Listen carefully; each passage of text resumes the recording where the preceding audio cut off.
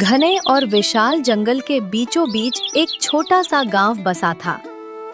इस गांव की सीमा पर एक फूस की झोपड़ी, जहाँ रामू नाम का एक गरीब लकड़हारा अपनी पत्नी शांति के साथ रहता था। सुबह सूरज निकलने से पहले ही कुल्हाड़ी उठाकर जंगल निकल जाता और शाम ढलने तक लकड़ी काट कर लाता।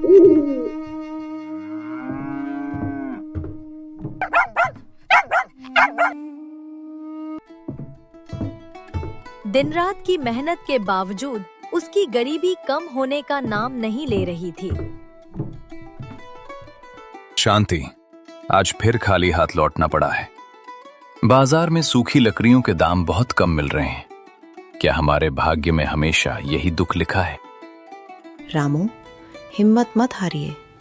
ईश्वर सब देख रहा है। मेहनत कभी बेकार नहीं जाती। बस थोड़ा धैर्य रखने की जरूरत है। आज नहीं तो कल हमारी किस्मत जरूर बदलेगी।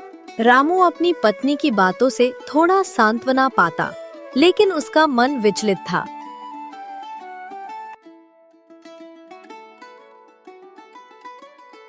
अगले दिन वह फिर से जंगल की गहराई में चला गया। वह जंगल के उस हिस्से में पहुंच गया जहां अक्सर लोग जाने से डरते थे। वहां एक बहुत पुराना और विशाल बरगद का पेड़ था। रामू ने उस पेड़ के पास जाकर एक सूखी टहनी काटी। अचानक उसका पैर फिसला और उसकी कुल्हाड़ी पास की एक गहरी नदी में जा गिरी। हे भगवान, ये क्या हो गया? अब मैं क्या करूंगा? वो कुल्हाड़ी ही तो मेरी रोजी रोटी का एकमात्र जरिया थी।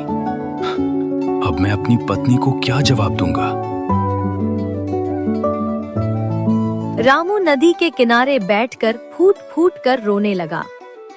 उसकी आंखों से आंसू रुकने का नाम नहीं ले रहे थे।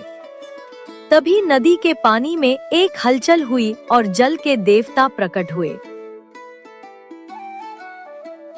लकड़हारे, तुम इतनी जोर से क्यों रो रहे हो? तुम्हारी परेशानी का कारण क्या है? हे देव, मेरी कुल्हाड़ी नदी में गिर गई है। वो लोहे की थी और मेरे पास दूसरी कुल्हाड़ी खरीदने के पैसे भी नहीं हैं। मैं बहुत गरीब हूं। मेरे बिना मेरा परिवार भूखा मर जाएगा। जलदेव मुस्कुराए और पानी में गायब हो गए। कुछ क्षणों बाद वे वापस आए और उनके हाथ में एक सोने की कुल्हाड़ी थी। क्या ये तुम्हारी कुल्हाड़ी है लकड़हारे? नहीं देव, ये मेरी कुल्हाड़ी नहीं। मेरी कुल्हाड़ी तो साधारण लोहे की थी। जलदेव फिर से पानी में गए और इस बार चांदी की कुल्हाड़ी लेकर आए। क्या ये चांदी की कुल्हाड़ी तुम्हारी है? नहीं देव, ये भी मेरी नहीं है। मैं लालची नहीं हूं। मुझे बस अपनी मेहनत की लोहे वाली कुल्हाड़ी चाहिए। जलदेव में तीसरी बार पानी में डुबकी लगाई और अंत में रामू की पुरानी जंग लगी लोहे की कुल्हाड़ी बाहर निकाली। रामू की आंखें खुशी से चमक उठीं। हाँ देव, यही मेरी कुल्हाड़ी है। बहुत बहुत धन्यवाद आपका। रामू, तुम्हारी ईमानदारी और सच्चाई देखकर मैं बहुत प्रसन्न हूँ। आज से तुम्हारी गरीबी दूर हो जाएगी। मैं तुम्हें ये सोने और चांदी की कुल्हाड़ी भी उपहार में देता हूँ। तुम अपनी मेहनत और सच्चाई के दम पर अपना जीवन बदल सकते हो। जलदेव अदृश्य हो गए। रामू खुशी खुशी अपने घर की ओर भागा। रास्ते में उसे गांव का जमींदार ठाकुर साहब मिले। अरे रामू, इतनी जल्दी वापस आ गए? और तुम्हारे हाथ में ये सोने चांदी की कुल्हाड़ी कहाँ से आई? कहीं तुमने कोई चोरी तो नहीं की? नहीं ठाकुर साहब, ये तो मुझे जलदेव ने मेरी ईमानदारी के इनाम के तौर पर दिए हैं। मैंने उन्हें सच बताया था कि मेरी कुल्हाड़ी लोहे की है। अच्छा, तो ऐसी बात है। मैं भी अभी जाकर अपनी कुल्हाड़ी नदी में फेंकता हूं। अगर तुम्हें मिल सकते हैं तो मुझे भी मिलेंगे।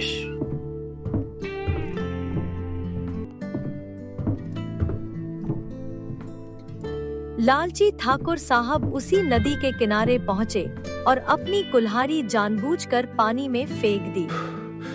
वे जोर जोर से रोने का नाटक करने लगे।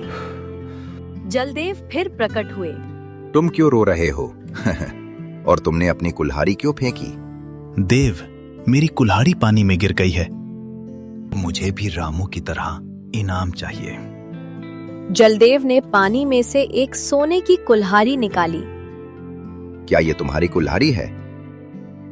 हाँ देव, यही मेरी है, यही मेरी है। जलदेव का चेहरा गुस्से से लाल हो गया। उन्होंने सोने की कुल्हाड़ी वापस पानी में डाल दी और कुछ भी नहीं दिया। तुम जैसे लालची लोगों के लिए मेरी नदी में कोई जगह नहीं है। तुमने झूठ बोला और लालच किया, इसलिए तुम्हें कुछ नहीं मिलेगा। ठाकुर साहब मुंह लटकाए खाली हाथ घर लौट आए। रामू ने उन सोने चांदी की कुल्हाड़ियों को बेचकर गांव में एक छोटा सा व्यापार शुरू किया। शांति और रामू की मेहनत अब रंग लाने लगी थी। देखिए रामू, मैंने कहा था ना कि सच्चाई का फल हमेशा मीठा होता है। आज हम न केवल अपना पेट भर पा रहे हैं, बल्कि दूसरों की मदद भी कर रहे हैं। हाँ शांति, ये सब ऊपर वाले की कृपा और मेरी उस छोटी सी ईमानदारी का फल है। अब मुझे कभी किसी के सामने झुकना नहीं पड़ेगा। देखते ही देखते रामू गांव का एक सम्मानित व्यापारी बन गया। उसने गरीबों के लिए एक धर्मशाला बनवाई और उन लोगों की मदद की जो उसकी तरह मेहनत तो करते थे लेकिन किस्मत के मारे थे। हे ईश्वर, तुमने मुझे जो दिया है, मैं उसका उपयोग समाज के भले के लिए करना चाहता हूं। मेरी सच्चाई ही मेरी असली दौलत है। रामू, तुम बहुत नेक काम कर रहे हो। आज गांव का हर बच्चा तुम्हें सम्मान की नजर से देखता है।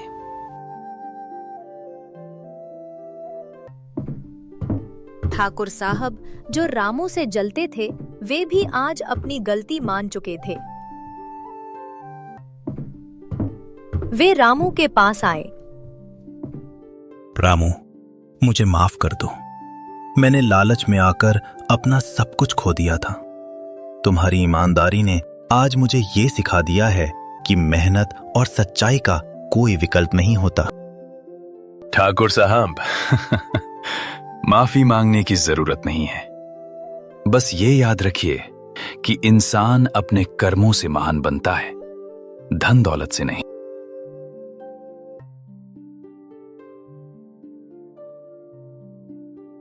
जंगल का वह बरगद का पेड़ आज भी वहीं खड़ा था, मानो वह रामू की सफलता की कहानी देख रहा हो।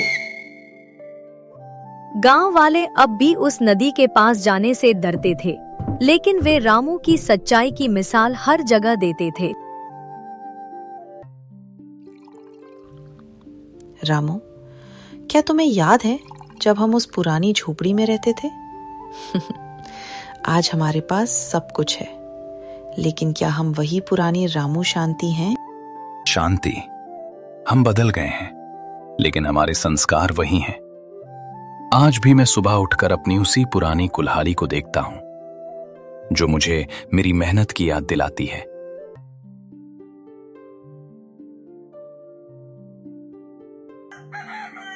समय बीतता गया और रामू का नाम पूरे इलाके में फैल गया।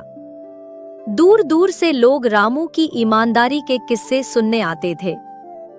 रामू ने कभी भी अहंकार को अपने पास नहीं आने दिया। एक शाम जब सूरज ढल रहा था, रामू फिर से उसी नदी के किनारे बैठा था। उसे आज भी जलदेव की वह आवाज सुनाई दे रही थी। देव, अगर आप सुन रहे हैं तो मैं आपका शुक्रिया अदा करता हूं। आपने मुझे केवल धन नहीं दिया, बल्कि मुझे ये भी सिखाया कि जीवन में सबसे कीमती चीज क्या है। रामू, बहुत देर हो गई है, घर चले? आज गांव के बच्चों के लिए पाठशाला का उद्घाटन है। हाँ शांति, बिल्कुल, चलिए चलते हैं। बच्चों का भविष्य संवारना ही अब मेरा आखिरी लक्ष्य है। में एक पाठशाला खोली। वहां उन्होंने बच्चों को केवल किताबी ज्ञान ही नहीं बल्कि ईमानदारी, मेहनत और नैतिकता का पाठ भी पढ़ाया। रामू, तुमने इस गांव की तस्वीर ही बदल दी है। आज हमारे बच्चे पढ़ लिख कर बड़े आदमी बन रहे हैं। ये सब आपकी मदद और गांव वालों के सहयोग से हुआ है ठाकुर साहब। अकेला मैं एक पेड़ भी नहीं लगा सकता था। सालों बाद जब रामू बूढ़ा हो गया तो उसने अपनी सारी संपत्ति गांव के नाम कर दी। उसने मरते दम तक केवल एक ही बात कही, जीवन में चाहे कितनी भी मुश्किलें आएं, कभी भी अपना रास्ता मत छोड़ना। जो मेहनत और सच्चाई के रास्ते पर चलता है उसे भगवान कभी भूखा नहीं सोने देते।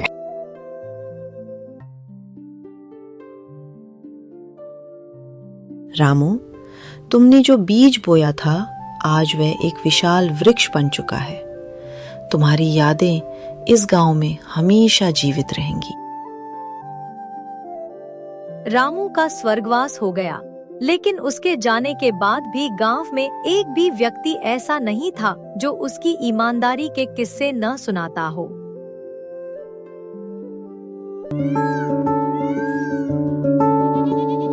उस जंगल के किनारे आज भी एक पत्थर लगा है जिस पर लिखा है, मेहनत का फल और सच्चाई की जीत ही जीवन का असली उद्देश्य है। भले ही रास्ता कठिन हो, लेकिन सच का साथ देने वाला इंसान अंत में जरूर जीतता है। आपका प्यार और साथ हमें और बेहतर कहानी बनाने की हिम्मत देता है, इसलिए लाइक, शेयर और सब्सक्राइब जरूर करें।